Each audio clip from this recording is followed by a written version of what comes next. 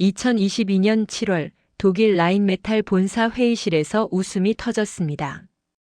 폴란드가 한국 K2 전차 1000대를 계약했다는 뉴스를 보면서였죠. 독일 방산 전문가들은 비웃었어요. 한국제 전차라니 폴란드가 곧 후회할 거라고요. 130년 역사의 라인메탈. 세계 최고의 전차 레오파르드를 만드는 회사. 30년 경력의 동유럽 사업부 이사 한스 슈미트는 확신했습니다. 독일제가 최고라고요. 한국 같은 신참은 곧 사라질 거라고 믿었죠. 하지만 2026년 2월 한스는 부끄러운 보고서를 쓰고 있습니다. 제목은 우리가 한국에게 배워야 할 것들. 30년간 믿어온 모든 것이 무너진 순간이었어요. 무슨 일이 있었을까요? 어떻게 유럽 방산의 자존심 독일이 한국에게 시장을 빼앗겼을까요? 그리고 왜 독일 전문가는 한국에게서 배워야 한다고 말하게 됐을까요? 오늘은 독일 라인메탈 이사의 시선으로 오만함에서 존중으로 바뀌어가는 4년간의 이야기를 들려드리겠습니다. 한국이 어떻게 독일을 이겼는지 그 감동적인 역전의 기록입니다. 저는 한스 슈미트입니다. 독일 라인메탈 동유럽 사업부 이사로 일한 지 벌써 28년째예요.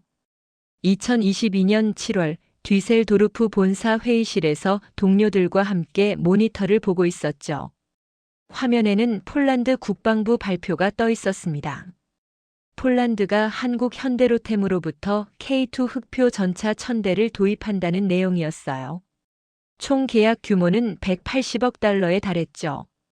회의실에 웃음이 터져 나왔습니다. 제 옆에 앉은 클라우스가 말했어요. 폴란드가 미쳤냐고요. 한국제 전차라니 곧 후회할 거라고 했죠. 저도 고개를 끄덕이며 동의했습니다. 한국이요? 저는 솔직히 한국 방산 기업을 진지하게 생각해 본 적이 없었어요. 그들은 우리 독일이 수십 년간 쌓아온 기술력을 따라올 수 없다고 믿었죠. 레오파르드 전차는 세계 최고의 전차였으니까요. 회의를 주재하던 베르너 부사장이 말했습니다. 걱정할 필요 없다고요. 폴란드는 결국 우리에게 돌아올 거라고 했어요. 한국이 대량 생산을 제 시간에 해낼 리 없다는 거였죠. 저는 그의 말에 전적으로 동의했습니다. 30년 가까이 이 업계에서 일하면서 저는 수많은 경쟁자들이 나타났다 사라지는 걸 봤어요. 한국도 그중 하나일 뿐이라고 생각했죠. 회의 후 점심시간에 동료들과 카페테리아에서 이야기를 나눴습니다. 누군가가 K2 전차의 스펙을 검색해서 보여줬어요. 55톤급, 1500마력 엔진, 유기압 현가장치. 겉보기엔 괜찮아 보였죠. 하지만 클라우스가 비웃으며 말했습니다. 스펙은 누구나 만들 수 있다고요. 문제는 실전에서 그게 제대로 작동하느냐라고 했어요. 한국은 실전 경험이 없다는 게 그의 주장이었죠. 저도 거들었습니다. 폴란드가 우크라이나를 지원하느라 급한 건 알지만 그래도 검증되지 않은 전차를 선택하다니 이해할 수 없다고요. 우리 레오파르드 2는 수십 년간 검증된 명품인데 말이에요. 오후에 저는 사무실로 돌아와서 폴란드 관련 자료를 검토했습니다. 폴란드는 우크라이나에 자국 전차 상당수를 지원했어요. 그래서 급하게 전력 공백을 메워야 하는 상황이었죠. 하지만 우리도 폴란드에 제안을 했었어요. 레오파르드 EH를 공급하겠다고요. 문제는 납기였습니다. 우리는 정확한 인도 일정을 제시하지 못했어요. 생산 라인이 이미 다른 주문들로 가득 차 있었거든요. 저는 그때 생각했습니다. 폴란드가 조금만 기다리면 되는데 왜 성급하게 한국을 선택했을까 하고요. 우리 독일제 전차를 기다릴 가치가 충분히 있는데 말이에요. 저녁에 집으로 돌아가는 차 안에서 라디오 뉴스를 들었습니다. 폴란드 계약 소식이 주요 뉴스로 다뤄지고 있었어요.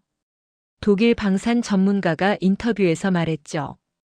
한국이 공격적인 가격으로 시장을 흔들고 있다고요. 저는 고개를 저었습니다. 가격이 싸다고 품질이 보장되는 건 아니에요. 전차는 병사들의 생명이 걸린 장비입니다. 검증된 독일 기술을 선택하는 게 맞는 거죠. 집에 도착해서 아내에게 오늘 일을 이야기했습니다. 폴란드가 한국 전차를 샀다고요. 아내는 물었어요. 한국도 전차를 만드냐고요. 저는 웃으며 답했죠. 만들긴 하는데 우리 독일제와는 비교가 안 된다고요. 그날 밤 침대에 누워서 저는 생각했습니다. 라인메탈은 1889년부터 무기를 만들어 온 회사예요. 130년이 넘는 역사와 전통이 있죠.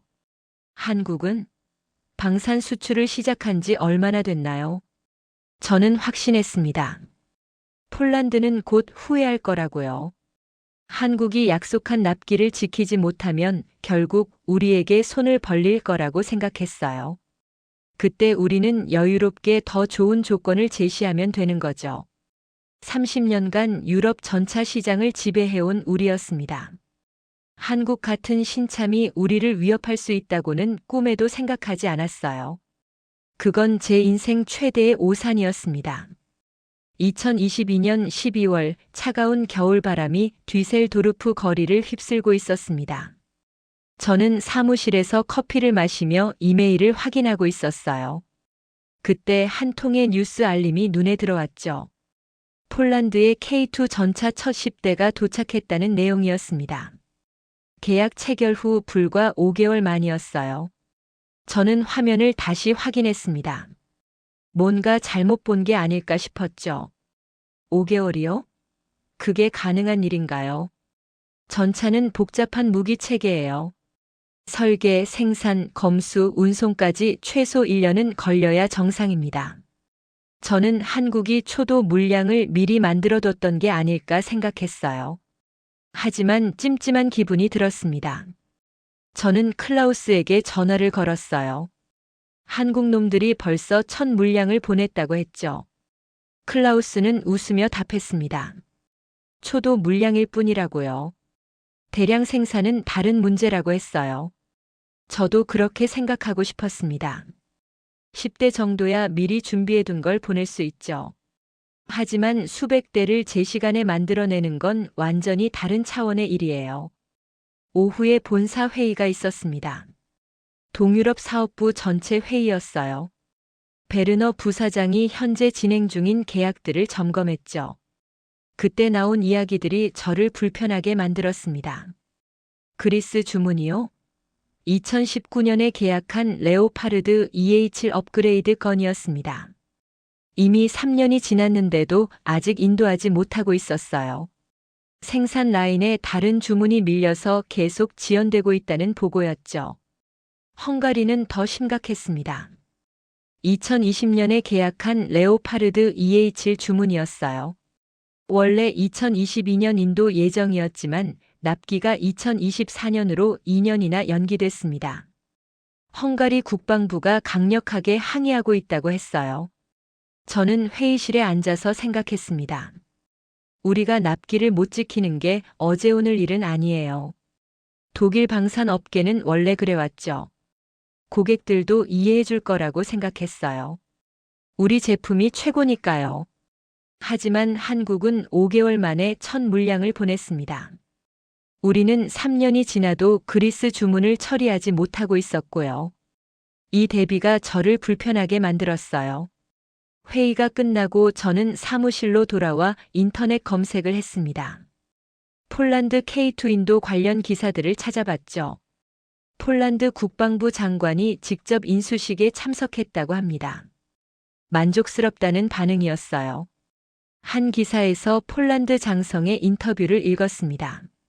한국은 약속을 지켰다는 내용이었어요. 5개월 전에 약속한 날짜에 정확히 전차가 도착했다고 했죠. 그 말이 제 가슴에 꽂혔습니다. 약속을 지킨다. 당연한 일 아닌가요? 하지만 우리 독일은 그 당연한 일을 못하고 있었어요. 그리스에게는 3년째 못 지키고 헝가리에게는 2년 연기를 통보했죠. 저는 자리에서 일어나 창밖을 바라봤습니다. 뒤셀도르프 시내가 내려다 보였어요. 저는 속으로 말했습니다. 괜찮아. 10대는 누구나 만들 수 있어. 문제는 1000대를 다 만들 수 있느냐야. 한국이 연간 100대씩 만들어낸다 해도 10년이 걸려요. 그 과정에서 분명 문제가 생길 겁니다. 품질 이슈가 터지거나 생산이 지연되거나 뭔가 잘못될 거예요. 그때 폴란드는 우리를 찾을 거라고 생각했죠. 저녁에 집에 돌아가서 아내와 저녁을 먹었습니다. 아내가 물었어요. 요즘 표정이 안 좋다고요. 무슨 일 있냐고 물었죠. 저는 아무것도 아니라고 답했습니다. 하지만 솔직히 신경 쓰였어요. 한국이 5개월 만에 첫 인도를 한 사실이요. 우리는 3년이 지나도 그리스에 못 주고 있는데 말이에요. 뭔가 잘못되고 있는 건 아닐까 하는 생각이 들었습니다. 침대에 누워서도 잠이 오지 않았어요. 저는 천장을 바라보며 생각했습니다. 설마 한국이 정말 1000대를 다 만들어낼 수 있을까? 아니야, 불가능해. 그들은 분명 어디선가 실수할 거야. 하지만 마음 한구석이 불편했습니다. 5개월이라는 숫자가 자꾸 머릿속을 맴돌았어요. 우리는 왜 그렇게 못하지? 왜 우리는 항상 지연되지? 저는 스스로에게 말했습니다. 독일제는 완벽을 추구하기 때문에 시간이 걸리는 거라고요. 빨리 만드는 게 중요한 게 아니라 잘 만드는 게 중요한 거라고요. 하지만 그날 밤 저는 처음으로 의심했습니다. 정말 그럴까? 우리가 느린 건 완벽을 추구해서가 아니라 그냥 느려서 그런 건 아닐까? 2024년 봄 부쿠레슈티의 호텔 방에서 아침을 맞았습니다. 오늘은 루마니아 전차 도입 사업 최종 프레젠테이션 날이었어요. 저는 자신감이 넘쳤죠. 루마니아는 54대의 신형 전차를 도입하려고 했습니다. 우리 라인메탈과 한국 현대로템이 최종 경쟁을 벌이고 있었어요. 저는 이번엔 꼭 이길 거라고 생각했습니다. 회의장에 도착하자 한국 팀이 먼저 와 있었습니다. 젊은 한국인 직원들이 자료를 준비하고 있었어요. 저는 그들을 보며 생각했죠. 경험이 부족해 보인다고요. 루마니아 국방부 관계자들이 입장했습니다. 먼저 한국 팀의 발표가 시작됐어요. 저는 뒷자리에 앉아서 들었습니다. K2 전차의 성능, 가격, 납기 조건들이 나왔죠. 한국 팀은 계약 후 18개월 이내 첫 인도를 약속했습니다. 그리고 3년 안에 54대 전량을 인도하겠다고 했어요.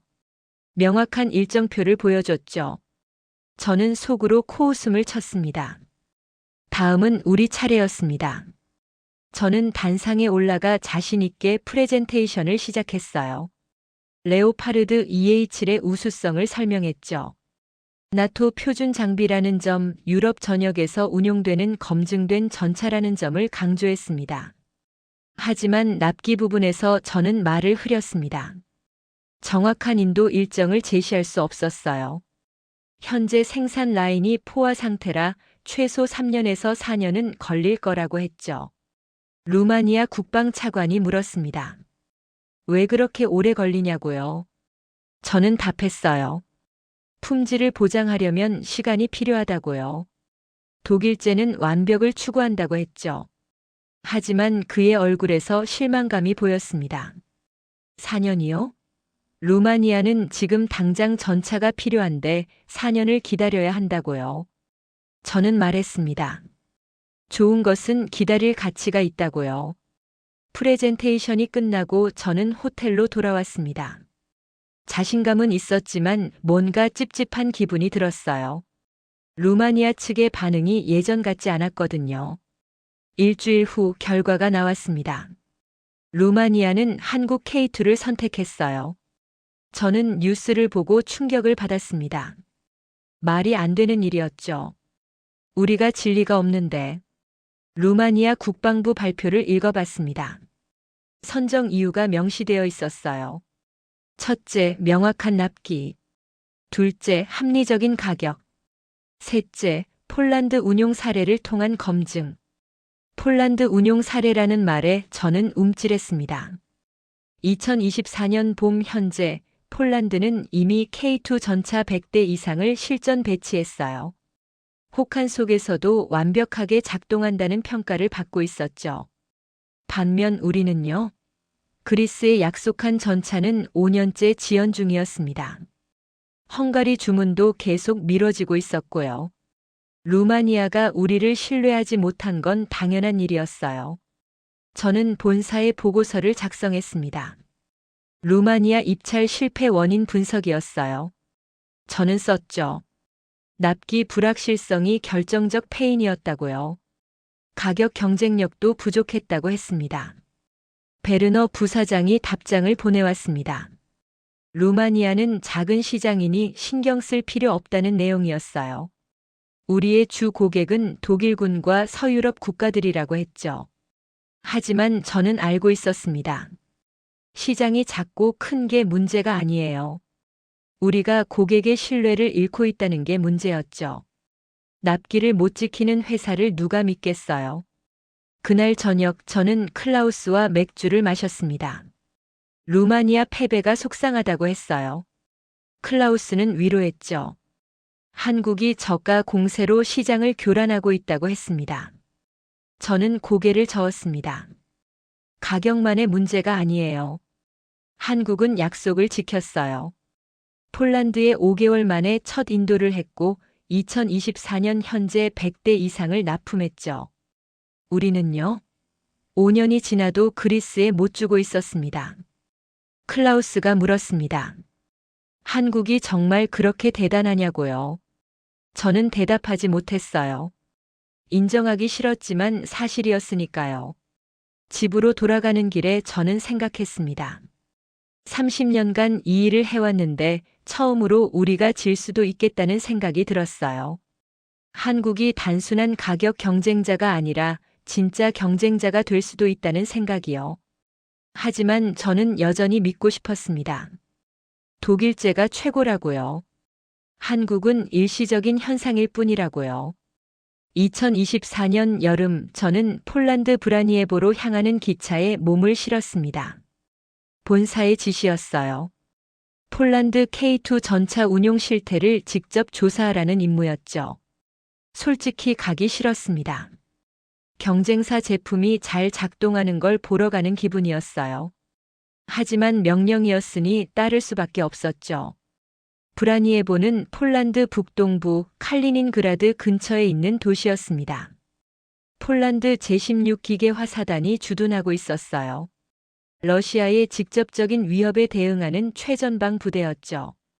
기지에 도착하자 폴란드군 장교가 저를 맞이했습니다. 안제이 대령이라고 자신을 소개했어요. 저는 정중하게 인사하고 K2 전차를 보여달라고 요청했죠. 대령은 저를 훈련장으로 안내했습니다. 그곳에서 저는 충격적인 광경을 목격했어요. 수십 대의 K2 전차가 정렬해 있었습니다. 2024년 여름 현재 폴란드는 이미 120대 이상의 K2를 인도받은 상태였죠. 훈련이 시작됐습니다. K2 전차들이 일제히 기동하기 시작했어요. 저는 놀랐습니다. 움직임이 매우 부드러웠거든요. 유기압 현가 장치가 지형에 맞춰 차체를 조절하는 모습이 인상적이었어요. 안제이 대령이 설명했습니다. K2는 진흙탕에서도 기동성이 뛰어나다고요. 겨울철 눈밭에서도 문제없이 작동한다고 했어요. 폴란드 북부의 험한 지형에 완벽하게 적합하다고 평가했죠. 저는 물었습니다. 고장은 없었냐고요. 대령은 고개를 저었어요. 물론 사소한 정비는 필요하지만 치명적인 결함은 단 한 건도 없었다고 했습니다. 병사들과도 대화를 나눴습니다. 한 전차장이 말했어요. K2는 조작이 쉽다고요. 디지털 시스템이 잘 되어 있어서 훈련 기간도 짧았다고 했죠. 사격 정확도도 매우 높다고 평가했습니다. 점심시간에 안제이 대령과 식사를 했습니다. 그가 물었어요. 독일도 좋은 전차를 만드는데 왜 우리에게 제때 공급하지 못했냐고요. 저는 할 말이 없었습니다. 대령이 계속 말했습니다.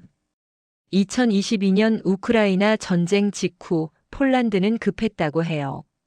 자국 전차를 우크라이나에 보내면서 생긴 전력 공백을 빨리 메워야 했죠.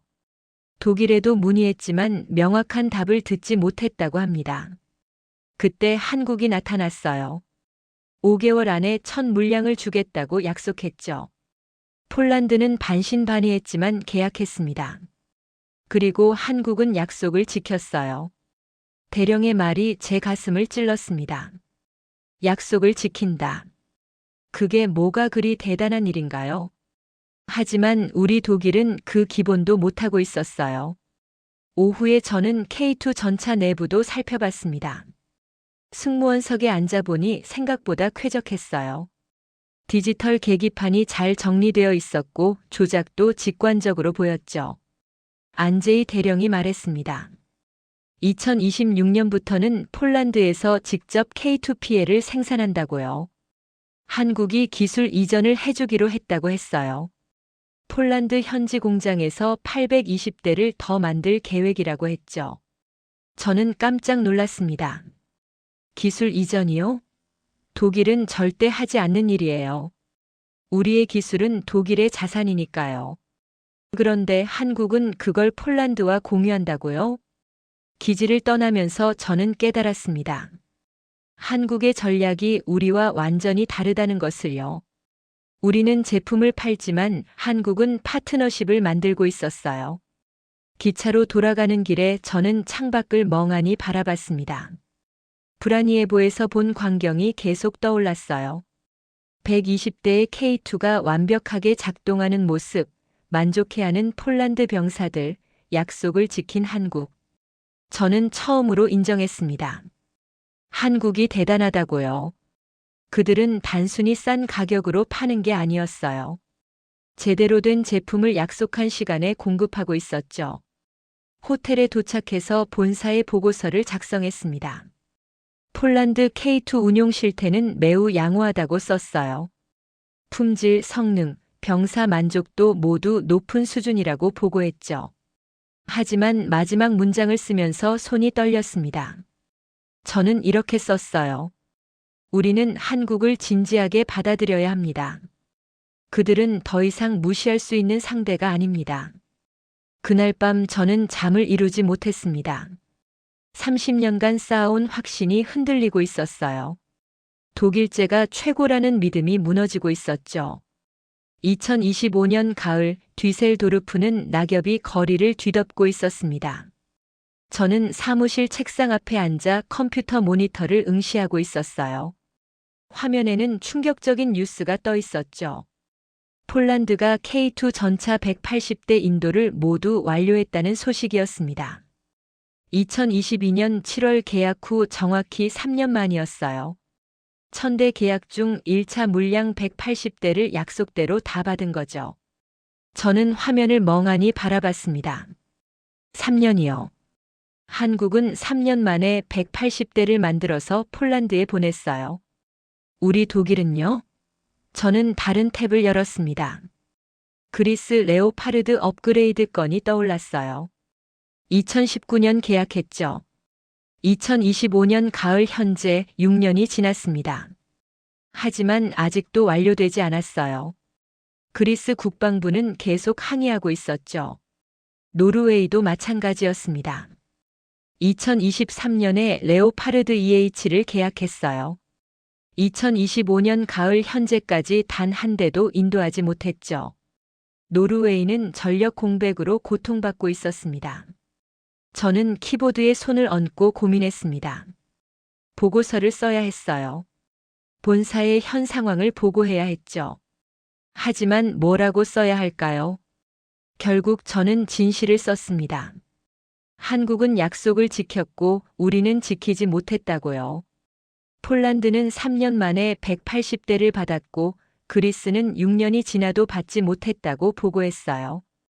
보고서를 보낸 후 저는 독일 방산 전문 매체 기사들을 읽었습니다.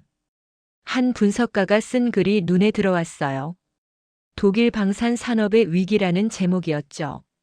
기사는 신랄했습니다. 독일은 명성에 안주했다고 비판했어요. 생산 능력의 한계를 인정하지 않고 무리하게 주문을 받았다고 했죠. 그 결과 모든 고객에게 지연을 안겨주고 있다고 지적했습니다. 또 다른 기사는 고객 우선순위 차별을 지적했어요. 독일군 주문은 빨리 처리하면서 외국 고객 주문은 계속 미룬다는 거였죠. 이런 태도가 신뢰를 잃게 만들었다고 분석했습니다. 저는 부끄러웠습니다. 그 기사들이 맞는 말이었어요. 우리는 정말 그렇게 해왔죠. 독일군이 우선이고 외국은 나중이었습니다. 돈을 받고도 제대로 된 서비스를 제공하지 않았어요. 점심시간에 클라우스를 만났습니다. 그도 폴란드 뉴스를 봤다고 하더군요. 저는 물었어요. 우리가 뭘 잘못한 걸까요? 클라우스는 한숨을 쉬었습니다. 그가 말했어요. 우리가 너무 오만했다고요. 독일제가 최고라는 자만심에 빠져서 고객을 제대로 대하지 않았다고 했죠. 납기를 지키는 게 얼마나 중요한지 몰랐다고 했습니다. 저는 고개를 끄덕였습니다. 맞는 말이었어요. 우리는 고객에게 이렇게 말해왔죠. 좋은 것은 기다릴 가치가 있다고요. 하지만 고객들은 더 이상 기다리지 않았습니다. 오후에 본사에서 긴급 회의 소집 통보가 왔습니다. 동유럽 시장 점유율 하락에 대한 대책 회의였어요. 저는 회의실로 향했죠. 베르너 부사장이 심각한 표정으로 말했습니다. 우리가 동유럽 시장을 한국에게 빼앗기고 있다고요. 폴란드, 루마니아에 이어 다른 나라들도 한국 제품을 검토하고 있다고 했어요. 한 임원이 물었습니다. 어떻게 대응해야 하냐고요? 가격을 낮춰야 하냐고 물었죠. 저는 고개를 저었습니다. 가격 문제가 아니라고 말했어요. 저는 말했습니다. 납기입니다. 우리가 약속을 지켜야 해요. 한국은 5개월 만에 첫 인도를 하고 3년 만에 180대를 다 줬어요. 우리는 6년이 지나도 그리스 주문을 못 채우고 있죠. 회의실이 조용해졌습니다. 모두가 불편한 진실을 마주한 거예요. 우리의 문제는 가격도 기술도 아니었습니다. 약속을 지키지 못하는 게 문제였죠. 회의가 끝나고 저는 사무실로 돌아왔습니다. 창밖을 보니 해가 지고 있었어요. 저는 생각했습니다. 30년 전 제가 이 회사에 입사했을 때 라인메탈은 세계 최고였어요. 지금은 어떤가요? 우리는 여전히 좋은 제품을 만듭니다. 하지만 고객들이 떠나고 있어요. 왜냐하면 우리가 약속을 안 지키니까요. 그날 저녁 집으로 돌아가는 길에 저는 결심했습니다. 변해야 한다고요. 우리가 변하지 않으면 한국에게 완전히 추월당할 거라고 생각했어요. 하지만 거대한 조직을 바꾸는 건 쉬운 일이 아니에요. 130년의 역사와 전통, 그리고 오만함이 뿌리 깊게 박혀 있었으니까요. 2026년 1월 30일 오후였습니다. 저는 사무실에서 이메일을 정리하고 있었어요. 그때 뉴스 알림이 울렸죠. 노르웨이가 한국 천무 다연장 로켓을 선택했다는 소식이었습니다. 저는 화면을 확대해서 기사를 읽었습니다. 노르웨이가 1조 3천억 원 규모로 한국 한화에어로스페이스에 천무를 도입한다는 내용이었어요. 미국 로키드 마틴의 하이마스를 제치고 선택했다고 했죠. 천무요? 저는 더 읽어 내려갔습니다. 500km 사거리 모듈형 발사 시스템 2028년부터 인도 시작. 명확한 납기와 성능이 결정적이었다고 분석하고 있었어요. 하지만 제 눈을 사로잡은 건 다른 부분이었습니다. 기사 중간에 노르웨이의 전차 도입 사업 이야기가 나왔어요. 저는 그 부분을 천천히 읽었죠. 노르웨이는 2023년 독일 레오파르드 EH를 선택했습니다.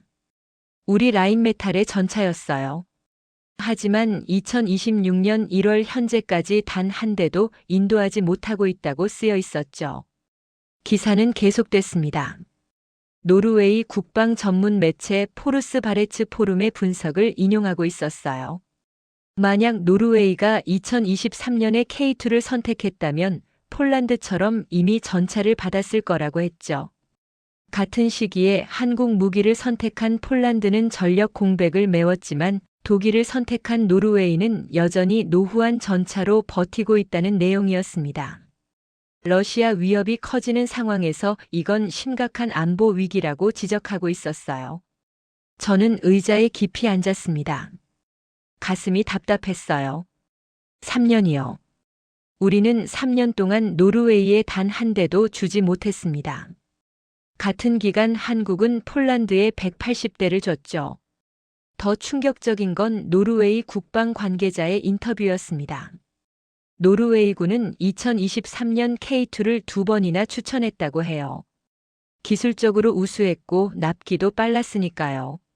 하지만 정부가 정치적 이유로 독일을 선택했다고 했습니다. 그 결과가 뭔가요? 3년간의 전력 공백이었어요. 노르웨이는 지금 후회하고 있었습니다. 정치적 명분보다 실용적 선택이 중요했다는 걸 깨달은 거죠. 저는 책상에 머리를 묻었습니다.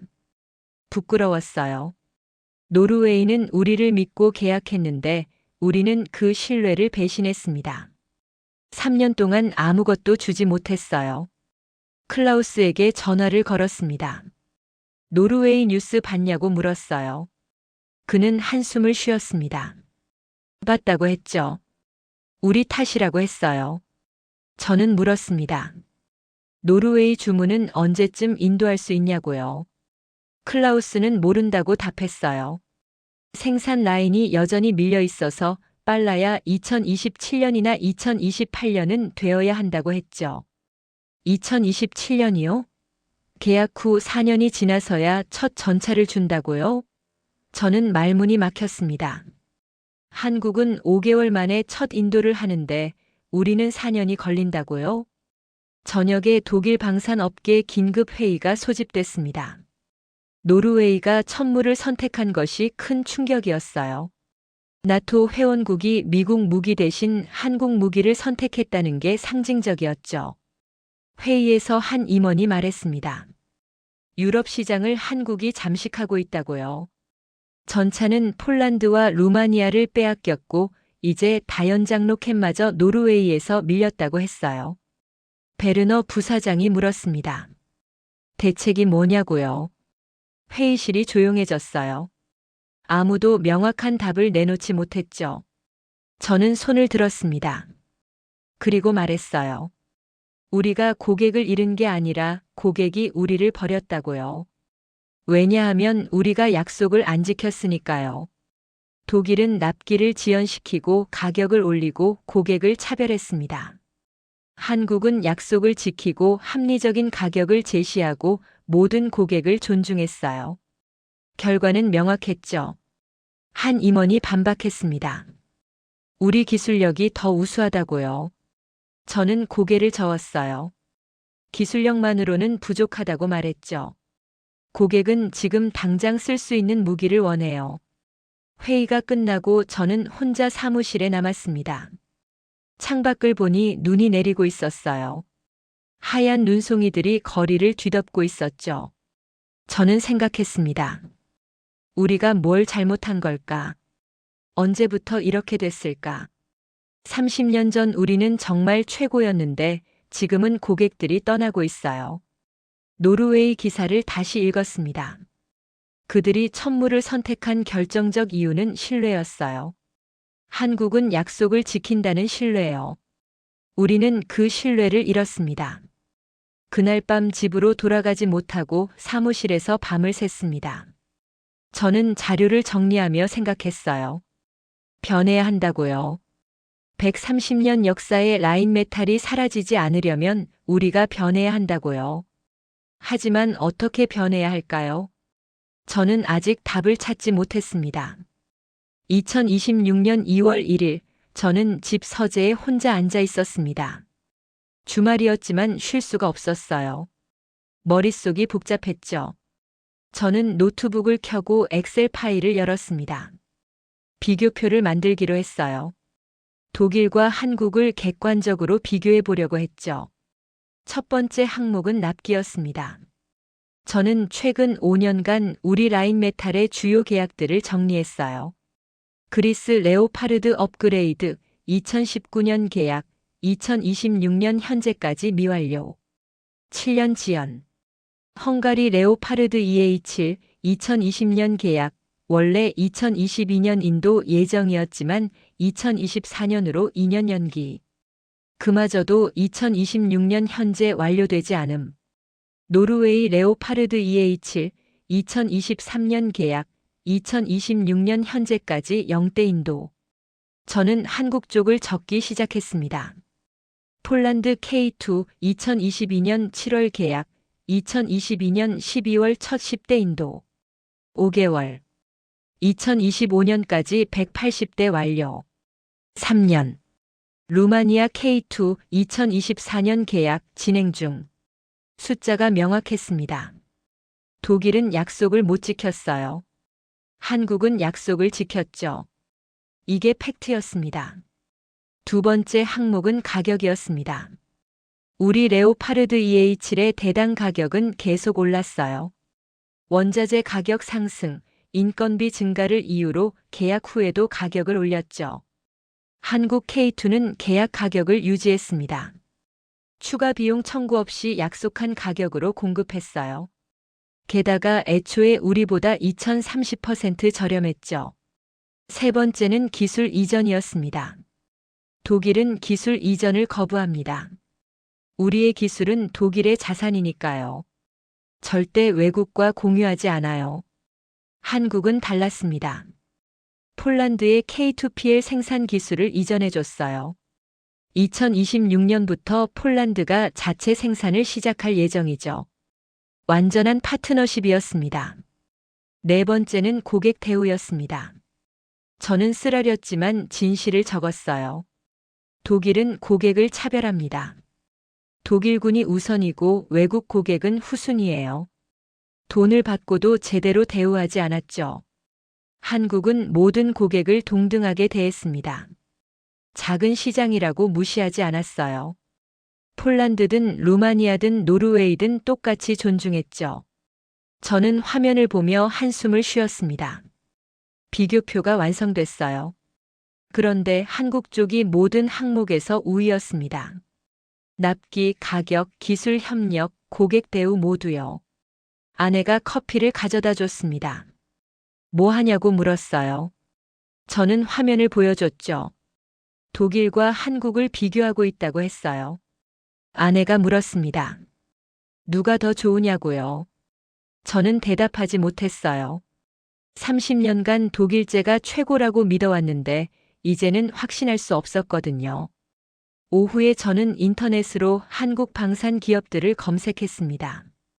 현대로템, 한화에어로스페이스, 한화오션. 그들의 역사를 읽어봤어요. 놀라웠습니다. 한국은 1970년대까지만 해도 방산 기술이 거의 없었어요. 모든 걸 수입에 의존했죠. 하지만 50년 만에 세계 10위권 방산 수출국이 됐습니다. 어떻게 그게 가능했을까요? 저는 분석 기사들을 읽었어요. 한국은 배웠다고 합니다. 미국, 독일, 프랑스 등에서 기술을 배우고 자체 개발하고 개선했다고 해요. 그리고 한국은 고객을 존중했습니다. 작은 시장이라도 최선을 다했어요. 약속을 지켰고 신뢰를 쌓았죠. 그 결과가 지금의 성과라고 분석하고 있었습니다. 저는 독백했습니다. 우리는 오만했다고요. 독일제가 최고라는 착각에 빠져 있었어요. 고객을 제대로 대하지 않았고 약속을 소홀히 했죠. 저녁에 클라우스에게 전화를 걸었습니다. 비교표를 만들어 봤다고 했어요. 모든 항목에서 한국이 우리를 앞선다고 말했죠. 클라우스는 한참 침묵하다가 물었습니다. 그래서 우리는 어떻게 해야 하냐고요? 저는 답했어요. 배워야 한다고요. 한국에게서 배워야 한다고 했습니다. 그 말을 하는 게 쉽지 않았습니다. 30년간 우리가 최고라고 믿었는데 이제 경쟁자에게서 배워야 한다니요. 자존심이 상했어요. 하지만 사실이었습니다. 한국은 약속을 지키는 법을 알고 있었어요. 고객을 존중하는 법을 알고 있었죠. 파트너십을 만드는 법도 알고 있었습니다. 우리는요? 우리는 과거의 영광에 갇혀 있었어요. 변하지 않았고 배우려 하지 않았죠.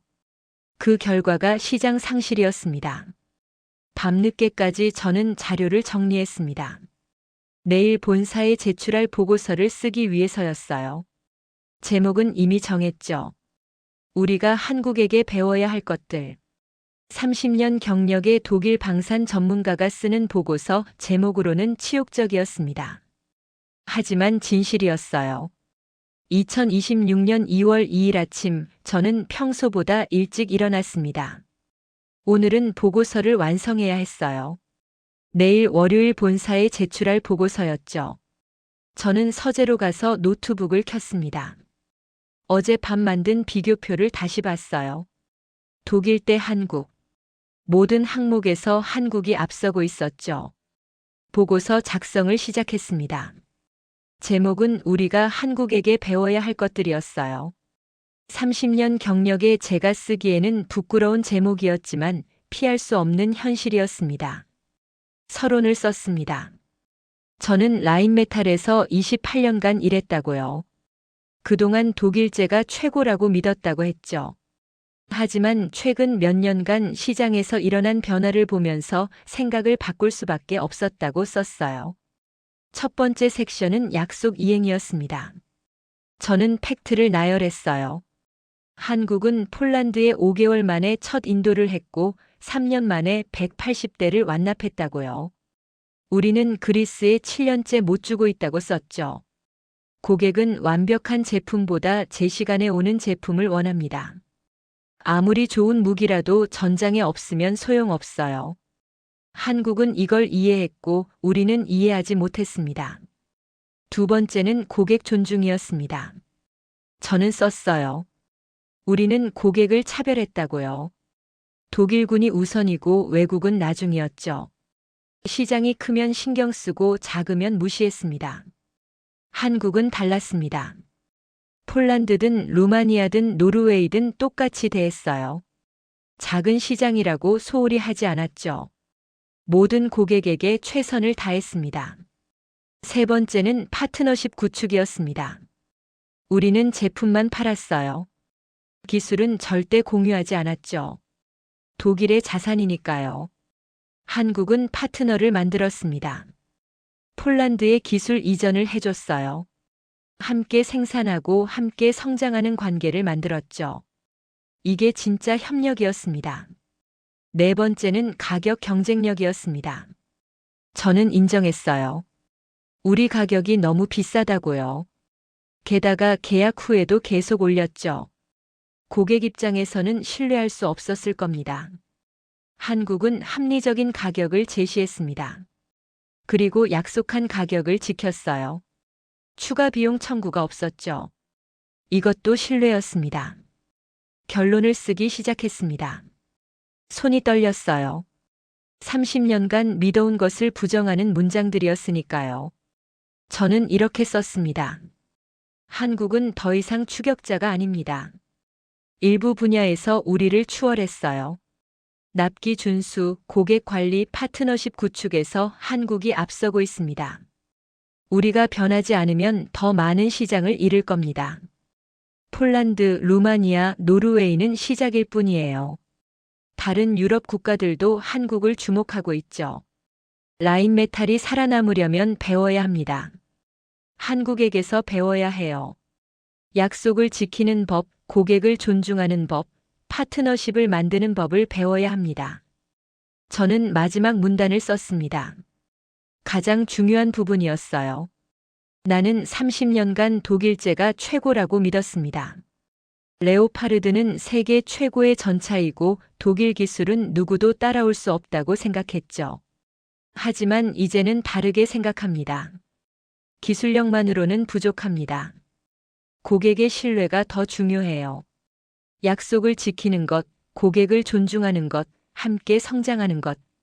한국은 이 모든 것을 하고 있습니다. 우리는 오만했습니다. 과거의 영광에 안주했고 변화를 거부했어요. 그 결과가 시장 상실입니다. 이제라도 변해야 합니다. 한국에게 배울 점이 많습니다. 인정하기 어렵지만 이게 현실이에요. 독일 방산 산업이 다시 신뢰받으려면 우리가 먼저 겸손해져야 합니다. 보고서를 다 쓰고 저는 의자에 기대어 눈을 감았습니다. 30년 경력이 무색하게 느껴졌어요. 제가 알던 세상이 무너지고 있었죠. 하지만 진실을 외면할 수는 없었습니다. 한국은 정말 대단했어요. 50년 만에 세계 10위권 방산 수출국이 됐고 유럽 시장에서 독일을 이기고 있었죠. 아내가 아침 식사를 준비했다고 불렀습니다. 저는 보고서를 저장하고 식탁으로 갔어요. 아내가 물었죠. 보고서 다 썼냐고요? 저는 고개를 끄덕였습니다. 다 썼다고 했어요. 하지만 본사가 받아들일지는 모르겠다고 말했죠. 한국에게서 배워야 한다는 내용이니까요. 아내가 말했습니다. 진실이면 받아들여야 한다고요.